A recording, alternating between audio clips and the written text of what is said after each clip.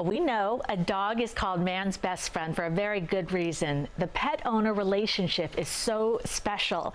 And a new book takes an in-depth look at the dynamic. It's called The Purest Bond, Understanding the Human-Canine Connection. And one of the authors, Jen Golbeck, joins us now live over Zoom. Good morning. Good morning. I'm so glad to be here. Oh my gosh, we are such dog lovers, we can't even tell you. But you know, when the cover of your book came up, everyone was just so in love. Is this one of your dogs? Because I know you rescue golden retrievers.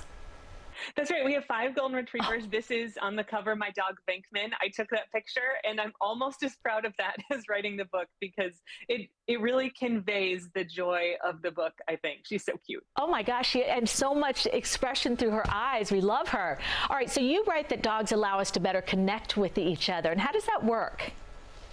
One of the ways that happens is that it makes socialization easier because it's an icebreaker. You know, when I was dating, I would always try to bring my dogs on that first date. So you never have those awkward moments where you don't have anything to talk about because you can always talk about the dog. It gives this kind of social lubricant. So my co-author actually met her husband by walking their dogs together. And I think if you have a dog, you know, in your neighborhood, you meet a lot of your neighbors. You might not even know their name, but you know each other through the dog. So they really open up a lot of human to human capabilities for connecting. That is so true, and so often, like, you'll know the dog's name, but you won't know the owner's. Like that's Rocky's daddy. That's, you know, somebody's mommy. But no, I love the dog community. So what about helping families to heal and grow? I mean, dogs can really help with that. Yeah, you know, if you look at the sadder end of this, when you lose a dog, it really gives you a way of having those conversations with your kids that is a little bit easier and more expected than if you were to have a death of a human family member.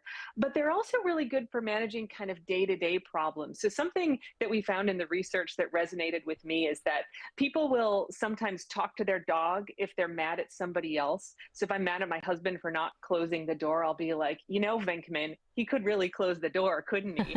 And it kind of softens it. So they give us this way of talking to each other and moderating those conversations and trying to live up to how kind they are to us. And that's so true. I know a lot of people, including myself, who talk to the dogs, you know, because they're always there to listen. All right, let's talk about dogs and kids. You say having a dog can actually build confidence in the classroom. Tell us about that. This was a really surprising set of research that we found because I know I always loved dogs coming in, but they were a little distracting for me when I was a kid. But it turns out that can be an instant effect. Kids may be distracted by a dog, but if you have them regularly in a classroom, they're this really non-judgmental, calming presence. So for kids, for example, who struggle with reading, they can read to the dog and it makes them want to practice and they feel like they're not judged.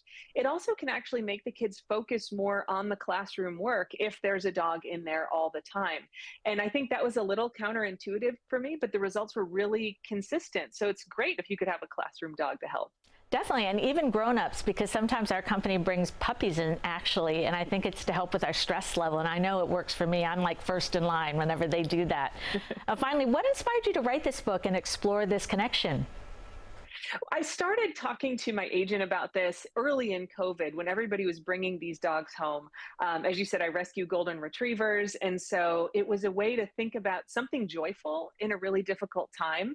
I'm a professor, I'm a scientist by training. And so it was this way to take this really happy topic with some really amazing science behind it and bring it together to give people, you know, a read that's going to help them recognize their own experience, learn some science, and just bring some brightness into their life.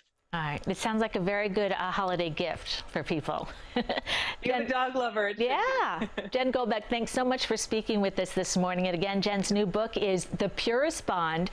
Look at that, Understanding the Human-Canine Connection. It comes out tomorrow, November 14th. We'll be right back.